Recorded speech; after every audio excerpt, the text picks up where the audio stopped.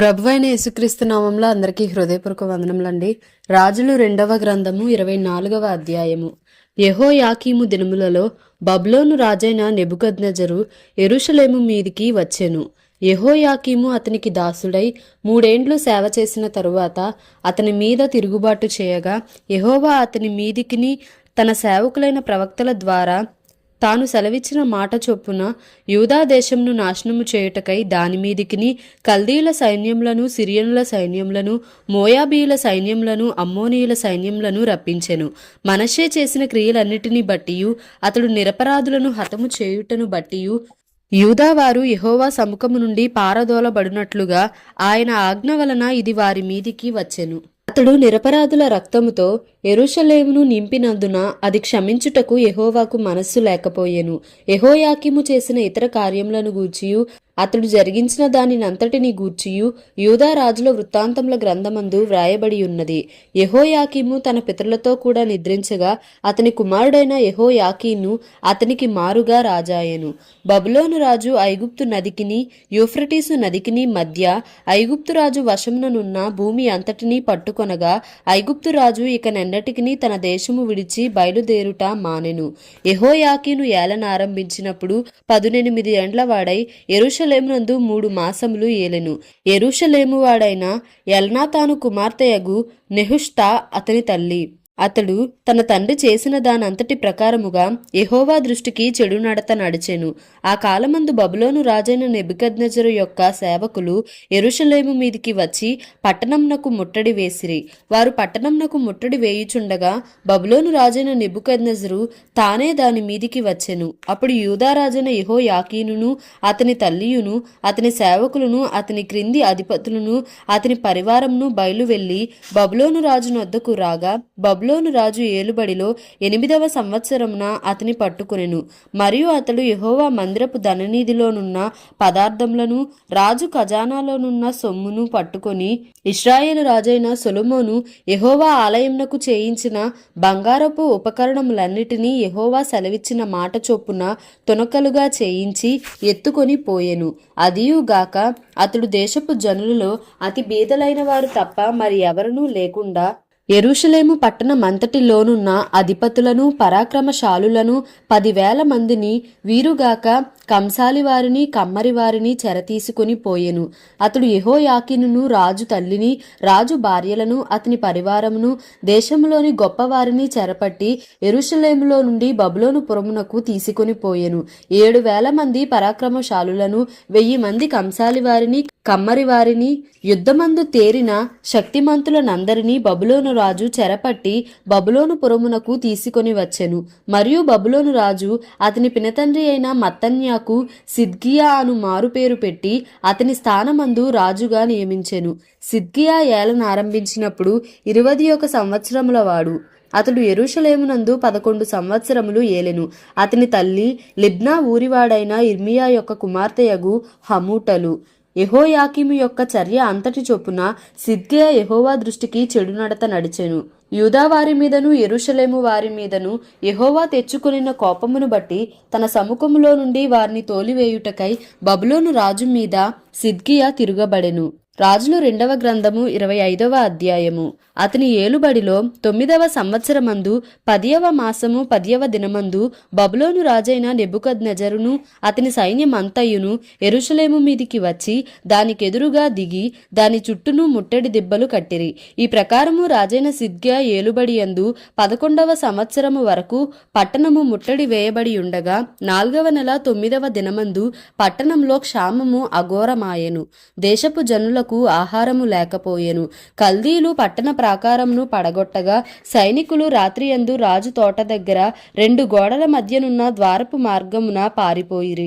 అయితే కల్దీయులు పట్టణము చుట్టూ ఉండగా రాజు మైదానమునకు పోవు మార్గమున వెళ్లిపోయెను. కల్దీయుల సైన్యము రాజును తరిమి అతని సైన్యము అతనికి దూరముగా చెదరిపోయినందున ఎరుకో మైదానమందు అతని పట్టుకొనిరి. వారు రాజును పట్టుకొని రిబ్లా పట్టణమందున్న బబులోను రాజునొద్దకు తీసుకొని పోయినప్పుడు రాజు అతనికి శిక్ష విధించెను.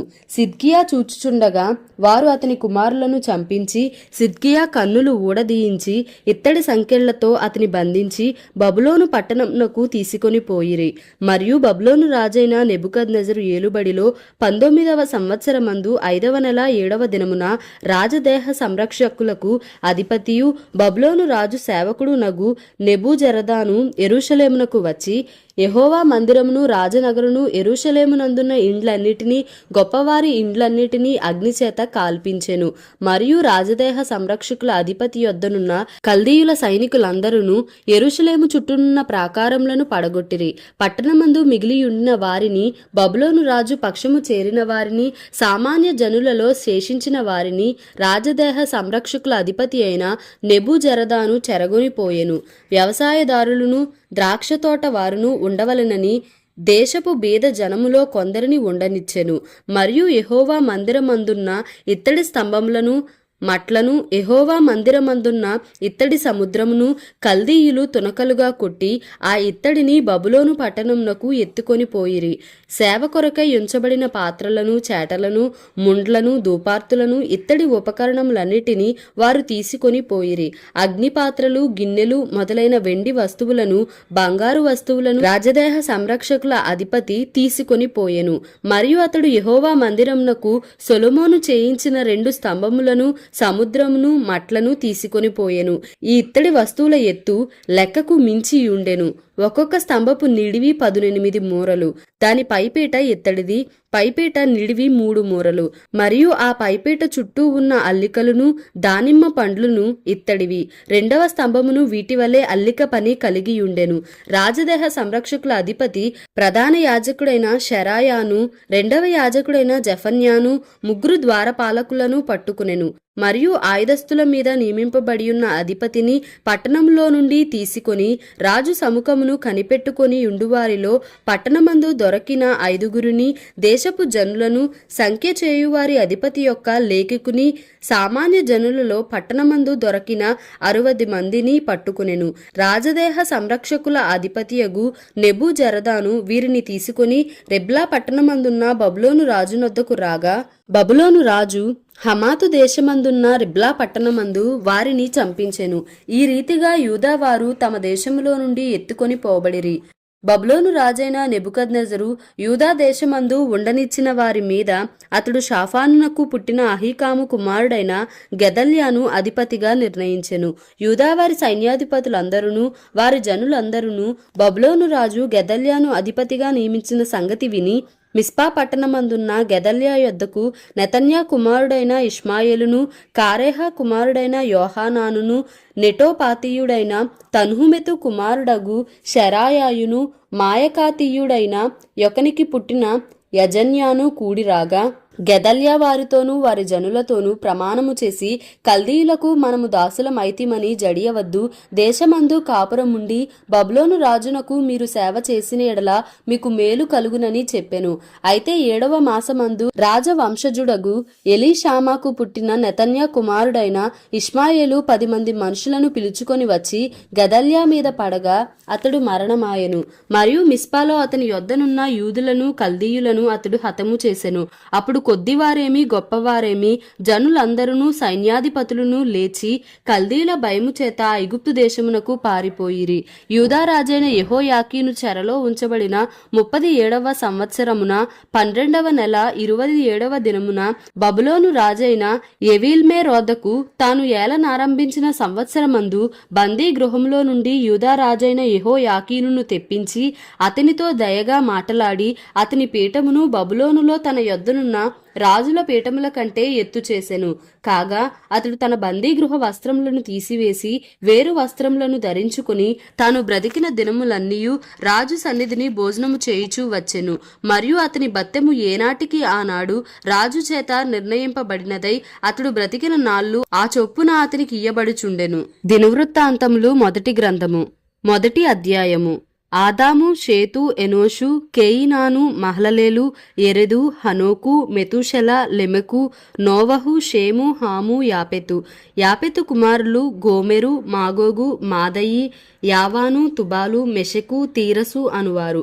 గోమెరు కుమారులు అష్కనజు, రీఫతు, తోగర్మ. యావాను కుమారులు ఎలీషా, తర్షీషు, కిత్తీము, దోదానీము. హాము కుమారులు కూషు, మిస్రాయిము, పూతు, కనాను. కూషు కుమారులు సెబా, హవీలా, సబ్దా, రాయమ, సబ్తక. రాయమ కుమారులు శబదదాను. కూషు నిమ్రోదును కనెను. ఇతడు భూమి మీద పరాక్రమశాలులలో మొదటివాడు. లూదీయులు, అనామీయులు, లెహాబీయులు, నప్తుహీయులు, పత్రుసీయులు, ఫిలిస్తీన్ల వంశకర్తలైన కస్లూహీయులు, కఫ్తోరీయులు, మిస్రాయిము సంతతివారు. కనాను తన జ్యేష్ఠ కుమారుడైన సీదోనును, హేతును కనెను. యెబూసీయులు, అమోరీయులు, గిర్గాషీయులు, హివ్వీయులు, అర్కీయులు, సీనీయులు, అర్వాదీయులు, సెమారీయులు, హమాతీయులు అతని సంతతి వారు. షేము కుమారులు ఏలాము, అషూరు, అర్పక్షదు, లూదు, అరాము, ఊజు, హూలు, గెతెరు, మెషెకు. అర్పక్షదు షేలహును కనెను. షేలహు ఏబెరును కనెను. ఏబెరునకు 2 కుమారులు పుట్టిరి. ఒకని దినములలో భూమి విభాగింపబడెను గనుక అతనికి పెలెగు అని పేరు పెట్టబడెను. అతని సహోదరుని పేరు యొక్తాను. యొక్తాను అల్మోదాదును, శెలపును, హసర్మావెతును, ఎరహును, హదోరమును, ఊజాలును, దిక్లానును, ఏబాలును, అబీమాయేలును, షేబను, ఓఫీరును, హవీలాను, యోబాలును కనెను.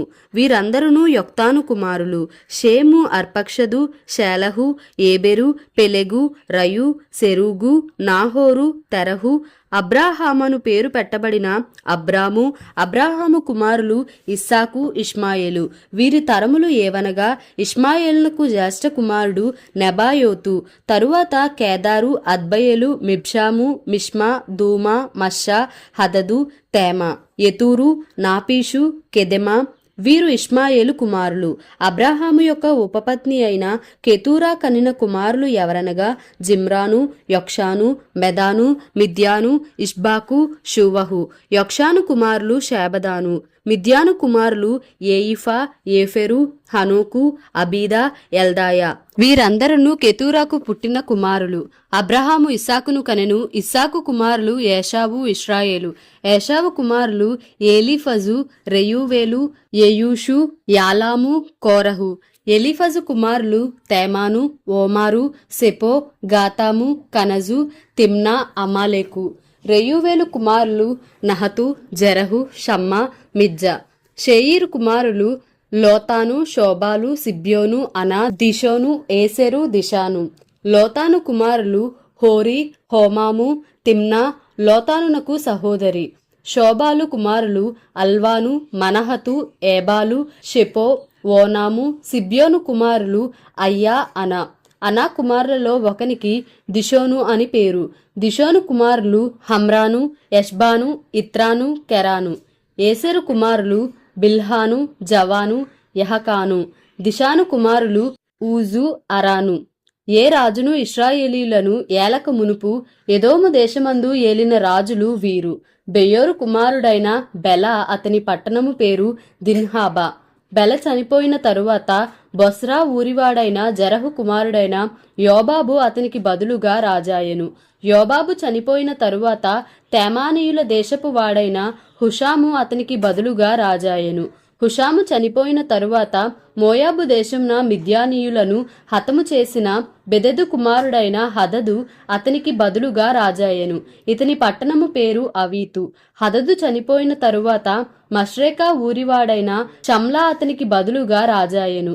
షమ్లా చనిపోయిన తరువాత నది దగ్గరనున్న రెహెబోతు వాడైన షావూలు అతనికి బదులుగా రాజాయెను. షావూలు చనిపోయిన తరువాత అక్బోరు కుమారుడైన బయల్ హానాను అతనికి బదులుగా రాజాయెను.